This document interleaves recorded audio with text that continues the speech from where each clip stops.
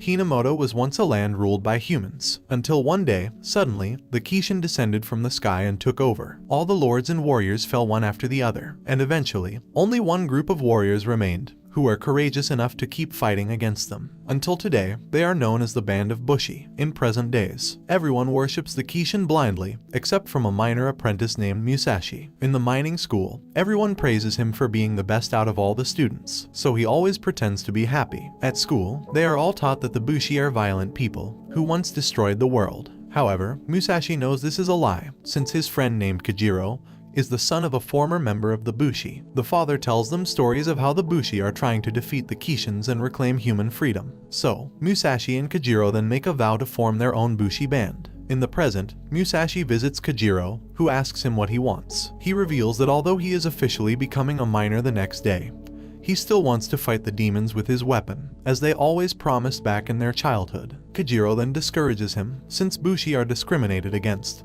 and he adds that he is better off living just an ordinary life. So Musashi decides to prove how serious he is. In town, Kajiro is ostracized because he is the son of a Bushi. On the day of the entrance ceremony, Musashi's class are all shown where they would serve the demon masters. However, once inside, they soon discover that the demons are ruthless, and they are to become slaves all their lives, and would be eaten if they disobeyed. Musashi sees this as an opportunity to fight, but his weapon has been confiscated.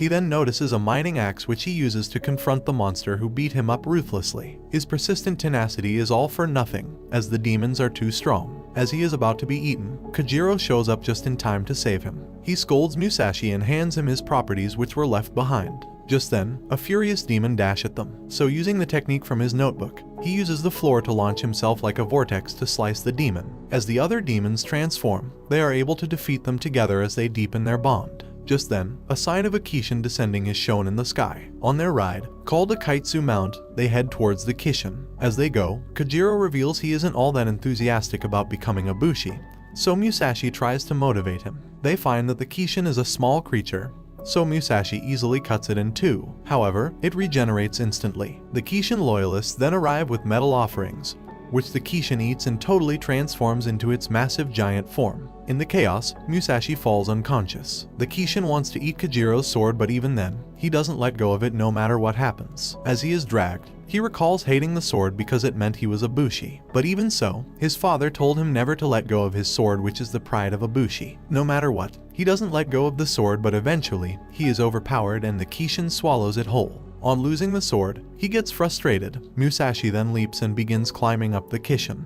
He starts digging for Kajiro's sword earnestly, as he avoids the Kishin's attack. As the Kishin's stomach collapses, he falls inside so everyone thinks he's dead. However, he comes out with Kajiro's sword in hand. As they rejoice at their first achievement, everyone is alerted of an incoming fortress belonging to a band of Bushi. They descend flashily on their Kaitsu Mount and spring into action immediately. The leader of the Bushi comes to tell them they should leave the dangerous place, so they inform him they already slew the Kishin. He then points their attention to the Kishin, who is now recovering. He tells them they would take care of the now rampaging Bushi. But even so, Musashi is annoyed that they are interfering with their prize. Although Kajiro dissuades him, he runs head-on into battle. Meanwhile, Captain Takeda Naotora, of the Takeda Band, returns to his group where they prepare to defeat the Kishin. Musashi continues his assault on the Kishin, but his effort is fruitless as it just keeps regenerating. So he is pulled back into the Takeda Band's base. Naotora reveals that the Kishin would keep regenerating and that it takes the contribution of an entire band to put one down. He tells Musashi to give up on his dreams since his strength is inadequate. However, Musashi doesn't plan to give up, so he breaks free from his restraint and heads back into battle. At the same time, the Bushi are in formation as they prepare to begin their attack on its core. When Musashi gets to their location, he uses a technique to make the mountain crumble and thus disrupt the Bushi's formation, which eventually makes their attack miss. As he heads in, Kajiro informs him he has to cut the Kishin's horn. So he quickly slashes at the horn of the Kishin, but he is shocked as his weapon shatters immediately. Meanwhile, the Kishin prepares to fire at Musashi, so Naotora shows up and slices the horn like a knife through butter. As the Kishin disintegrates, the Bushi members absorb its powers in the form of shining dust particles. Later, Captain Naotora assures the people of their protection, since he slew their Kishin. However, the elders accuse them of pointlessly resisting the demons. They add that it's been 150 years and the Bushi have not been able to drive away the Kishin, Rather, they kept fighting and dragging innocent people into the conflict. On hearing this, Naotora calmly assures them that the Kishins would be annihilated and freedom will return in his generation. Before they depart, they laud Musashi and Kojiro's effort, despite not being properly trained Bushi. But this annoys Musashi, so he throws a tantrum, calling them kill-stealing samurais. In admiration, Naotora hands him a crystal before they leave the scene. At home, they discover the crystal is a compass used in a map to find demons around the province. On the map, they discover that the Kishins are numbered over hundreds and their names are listed. In addition, they find that there's a prophecy of a hero who will unite the land to battle the Kishin. So Musashi goes to meet Naotora, who already stated that to be his goal. He tells him that he'll be the one to unite the land instead. The next day, they head out into the outside world for the first time. As they journey, they promise themselves to always get along no matter what happens. But after some days, they run out of fuel and food. They then begin bickering at each other. Later, Kojiro proves himself competent as he can fish. However, Musashi is annoyed and tries fishing too, but his fishing skills are terrible. He returns only to find Kojiro lying down injured on the floor. Just then, a girl attacks him from behind. She asks him to hand over all his valuables, including the Kaitsu mount. However, Musashi easily overpowers her with his strength, so they continue fighting. It turns out all her attacks are pretty weak. As he is surprised how she beat Kojiro, she plays her feminine card to seduce him. She waits for an opening to use her knife, but Musashi still doesn't fall into her trap. Seeing this, she tries to get serious, but suddenly remembers her time is up. So she steals their bike and heads home. At home, she apologizes to her lord, with the excuse that she was able to steal a Kaitsu mount. On hearing this, the lord, called Kasemda Hideo, is happy with Tsugumi. The two boys track the bike only to arrive at the Kasemda band's entrance. Inside, they find Tsugumi, who shows them where their bike is. They are shocked to find an entire town inside the fortress, so she explains that all Bushi fortresses are like that. She adds that the villagers provide all the Bushi needs, like weapons and food, right inside the fortress. In town, she reveals she once had a sister who protected her, but she ended up dying in battle. At night, the lord treats the boys to a welcome feast. He then asks that they join his band in clearing the demons in the area, and in exchange, they would share the Kaitsu. They tell him they have no idea what Kaitsu is, so on hearing this, he is dispirited and calls them useless. He orders Tsugumi to tie them up so they are locked away in a cell. Later, we find that the lord traumatizes Tsugumi and makes her do his bidding without question. He reveals to her that he plans on mobilizing the entire villagers to fight the next time demons appear. This includes non-combatants like children and aged adults, so Tsugumi tries to argue. However, she is unable to go against his will, since he is all she has. Later, she goes to the prison and explains to Musashi and Kojiro that the Kaitsu is the shining dust absorbed from the Kishins. As she talks, they find that she is struggling to maintain a strong front. They encourage her to speak up, so in her mind, she sobs as she doesn't want the villagers to fight. She then leaves the scene in anguish since she dares not say her feelings out loud. As the demons approach the castle, Kojiro helps them escape the cell, so they arrive outside. Inside, the lord orders Tsugumi to go equip the entire villagers. In tears, she manages to oppose his idea. Although the lord tries to hit her, he suddenly begins sobbing. He plays a little mind game before threatening to throw her out of his band since she is useless. With this, he succeeds in keeping her in line once more. After he leaves, she gains new courage by looking at her sister's photo, but still, she can't get the lord out of her head since she is literally his puppet. As she struggles with herself, the boys arrive at the scene. They encourage her in their own way so she gets her confidence back. Later, they plan on how to save the people from certain death. At the same time, the lord gives them a speech about self-sacrifice. The villagers freak out but can't escape since his soldiers have the exit blocked. Just then, Tsugumi creates a smoke screen. She then begins talking to convince him to stop the madness. However, he soon figures out she must be stalling for time. But he is too late as Musashi and Kojiro have already put the guards. Surprisingly, the villagers do not run to safety since they are all terrified of him. On seeing this, she decides the only way to stop him is to confront him. The lord entertains her, so the battle begins. Shortly after, the lord overpowers her since he is the one that initially taught her to fight. He stomps her repeatedly for her insolence while the villagers watch in horror. As he blabs, she spits on his face and rises to continue the battle. This time, they activate their blades to attack each other. As he fires at her, she uses her whip to restrain and force him down while the villagers escape. As the demons approach, she resigns herself to perish so her life flashes before her. At that moment, she is rescued by Musashi. Early in the morning, Musashi finds a Kishin stealing Kajiro's sword, so he chases after it. He hits its horn but it doesn't even budge. As he chases it, he arrives on a plain full of katanas. He notices a strange man in black who asks him if he wants to borrow a katana. On seeing the Kishin is about to eat Kajiro's sword, he grabs one, and immediately his body begins growing out crystals. He manages to overcome the feeling and use the immense power at the moment to defeat the Kishin. After defeating the Kishin, he begins absorbing its kaitsu, but then shortly after, the katana shatters. As the man tells him not to worry about the broken sword, a comrade of his appears saying they have to leave. The man is shown to have a fetish for kaitsu blades, so his comrade apologizes and soon after, they leave. Just then, Kajiro and Tsugumi arrive at the scene, but Musashi then notices all the katanas have disappeared. Moving on, he then tells them what happened, but they don't believe him. Afterward, Tsugumi informs them they need to get their own kaitsu blades, which are the only thing that can destroy a Kishin's horn. On hearing this, they head to purchase a kaitsu blade. The group then arrive at a trade center specifically meant to purchase Bushi-related goods. While eating, it is when they're asked for the name of their band. It dawns on them that they forgot to give it a name. With that, Tsugumi then reveals they have to choose a captain to give the group orders, so Musashi suggests it should be given to Kajiro, since he doesn't have a family name. Moreover, as seen, the captain's family name is also the name of the band, so Kainmaki should be their band name too. With that, they reach an agreement. Shortly after, it is time for the kaitsu blade auction. As Kajiro looks around, the head smith called Osifune Mitsuru tells him to go with any blade he is drawn to. She informs them since it's their first time, they have to go through a rite. With that, everyone positions close to their choice, including Musashi, who goes with a rather plain blade, while Kajiro chooses a blade nobody cares to pay attention to. For the auction, they are all required to grab the sword. As Musashi does, there's a moment before he begins glowing. Everyone else radiates the same thing, so Mitsuru states that they are undergoing the sword trial where the sword would choose its master. When Kajiro grabs his, he is run through by a pulse of intense energy. Thereafter, his life event begins to flash before his eyes. After overcoming his past, the blade accepts him and he gets the blue color. Others also begin to pass with different colors, so it is explained that the color signifies the soul of the individual Bushi. She adds that there are 5 colors and blue, like his,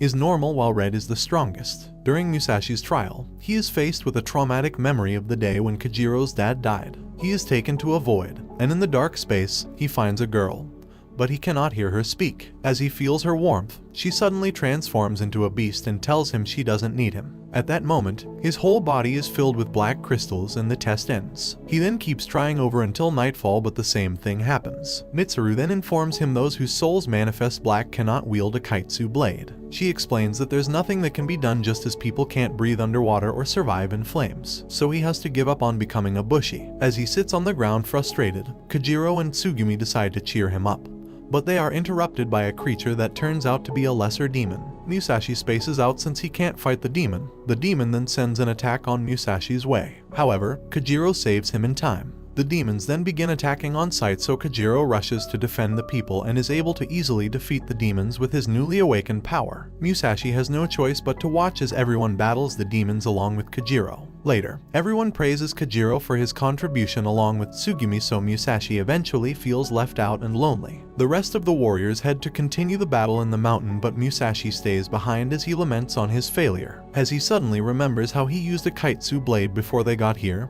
the man in black arrives. He reveals he saw everything that happened and that Musashi should join him since he too has a black crystal. While in tears, he reveals how happy he is to find Musashi, who can house the black stone, which is known to hinder people from using a kaitsu blade. He adds that there's a way to fight despite being rejected in the blade trial. This is by accepting his past and his feelings so he can become very strong. To demonstrate, he uses his blade to create a massive hole in the ground. He then tells Musashi to grab a blade which will make him turn into an incredibly strong kaitsu blade. On hearing this, he freaks out saying he doesn't want to be a sword, but the man in black doesn't understand why. He then threatens to turn Musashi's friends into sword materials too, so Musashi loses his cool and is tossed into the hole. As the group of Bushi moves up the mountain, Tsugumi asks Kajiro to slow down. She then asks him if it's okay for Musashi to be left alone, so Kajiro explains he should overcome his weakness and bounce back on his own. So she thinks maybe Musashi has inherited a special power and that is why he is facing a time of difficulty. Kajiro then decides to reveal Musashi's origin. He explains that his parents were normal farmers like everybody else in the village, although he adds that during his childhood, Musashi was the only villager who didn't despise him for wielding a sword. He treated him like a friend, and this is because his parents strangely didn't have any problem with associating with a bushi. On hearing this, Tsugumi is still confused why the Kaitsu blade rejected him. Later, the man in black called in Yukai Shiro is met by his pupil named Nanao. As they converse, he reveals that he has found the obsidian goddess inside Musashi. Meanwhile, Musashi continues to fail in a seemingly unending pit, so he has no choice but to use the blade, which begins crystallizing his body. As he struggles to climb out, he hears a voice that says she can't allow that. The crystal then overwhelms him, so he falls into the lava. Once inside, his consciousness is taken to another dimension where he finds the obsidian goddess is keeping him hostage. She reveals he is too weak, so she grabs him, and immediately, he starts witnessing his past. Here, his parents died and he was scorned since his family was friendly to a bushi. He was forced to live with some relatives on the condition that he must not do anything. When he asks why the bushi are hated, he is beaten for blasphemy. They tell him not to ever leave the house so no one would know they are harboring him. They also tell him not to talk, no matter what happens. However, one day, his uncle forgot his lunch, so he went to give it to him. On seeing him, the villagers lose their cool and he is beaten again. After living a life of loneliness, sadness, and neglect for a while, a woman tells him to show his loyalty by throwing a stone at a bushi. Although he knows him as Kajiro's dad, the pressure on him was overwhelming, so he threw the rock and cursed him too. From that moment, the goddess decided that he is unworthy to wield a Kaitsu blade since he sees everything as a means to an end.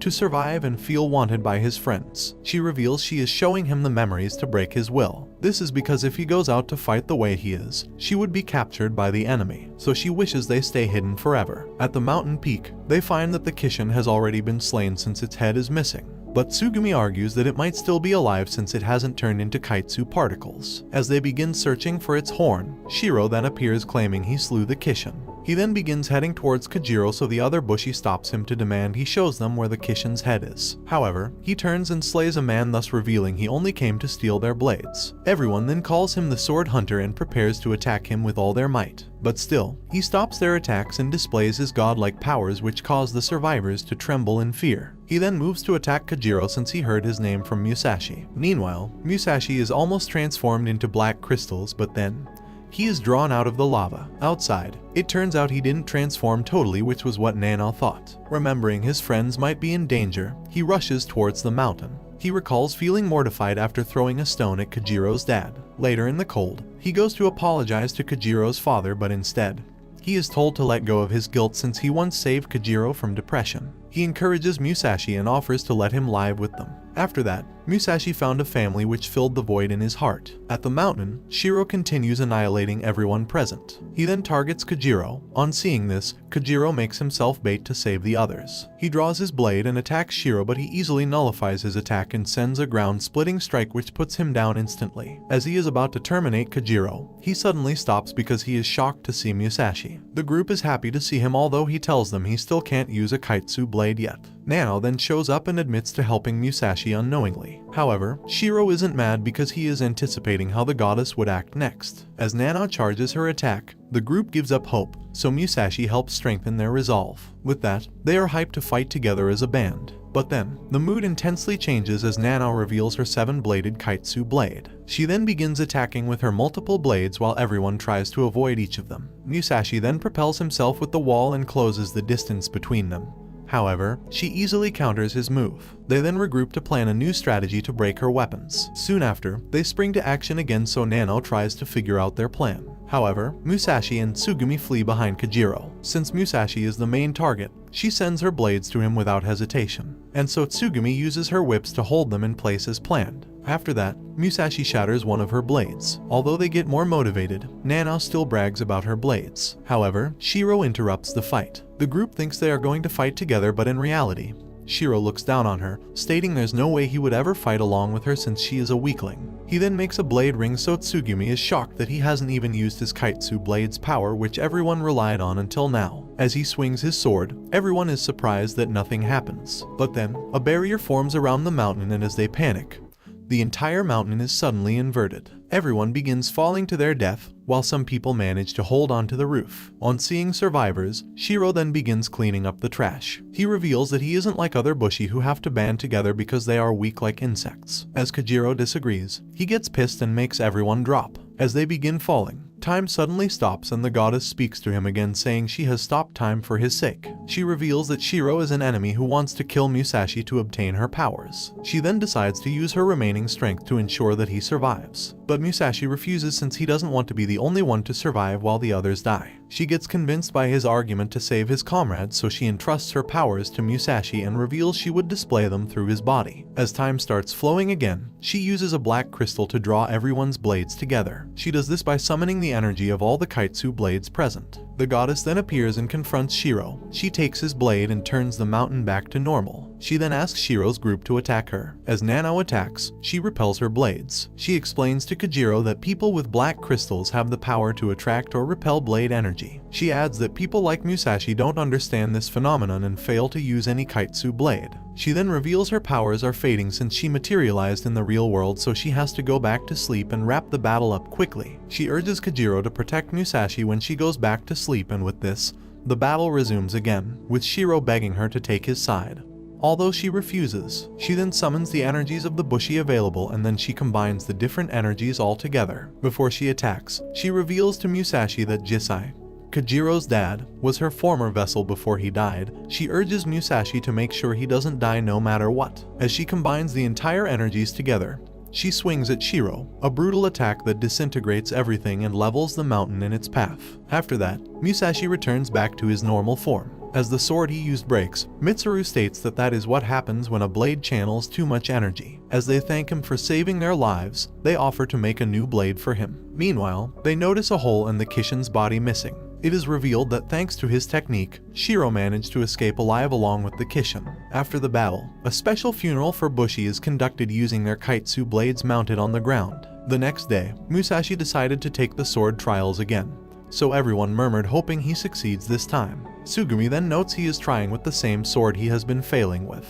However, Mitsuru reveals that it is the best blade available. When it's time for the trial, Musashi gives a heartwarming speech that inspires everyone in the crowd, and then he picks up his blade, which glows bright red this time. Everyone is then hyped because Musashi's color is bright red, which is said to be the strongest color. Later, away from the crowd, Musashi informs Kojiro of his visions. He tells him that his father might have a connection to the goddess, however, Kojiro has no idea about it. So they rack their heads and surmise that, since Jisai had a Kaitsu mount, he must have been part of a band somewhere. With this discovery, Kojiro is troubled that he knew nothing about his father. After everyone departs, Kojiro arrives with a map of the country. As they look through, Kojiro decides they will go east. On their journey, the group finds themselves lost in a swamp, so Kojiro and Tsugumi bicker. Musashi then offers to ride the bike which is being towed. As he rides it, he ignores the pair who seem like they are scheming. After a while, he finds their silence now awkward, so he discovers they have been captured by a swamp demon. He notices someone else has also been captured, so he unsheathes his sword and moves to aim for its horn.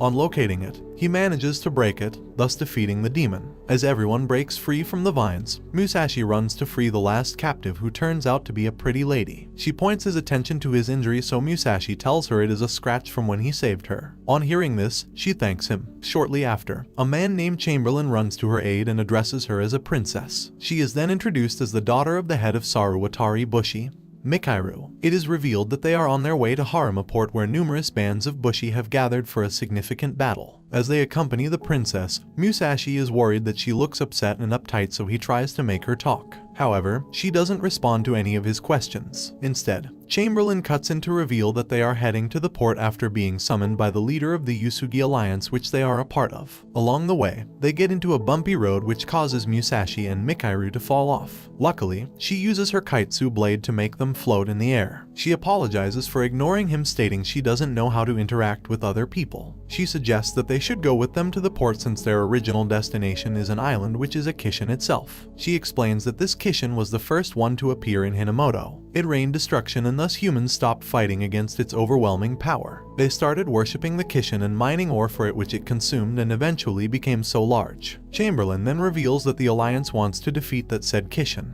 He sounds positive since the leader of the band has gathered a powerful force for this sole purpose. After Mikairu leaves, they decide to reevaluate their journey. On the map, Tsugumi notes it carries a seal of the Yusugi band, which means Kojiro Dad was part of the band. Meanwhile, at the port, different bands have already assembled in respect to the alliance. Elsewhere, Nano, who is shopping, is contacted by her black crystals. After securing a location, she joins a meeting of a group of 8. Shiro reveals he has located the obsidian goddess, so they plot how to keep it out of the hands of the other Bushi. Kijiro's group then heads to the port to find out more about his late father. Thanks for watching. I hope you enjoyed today's anime recap. Please remember to drop a like and subscribe so you never miss another video. Until next time guys, take care.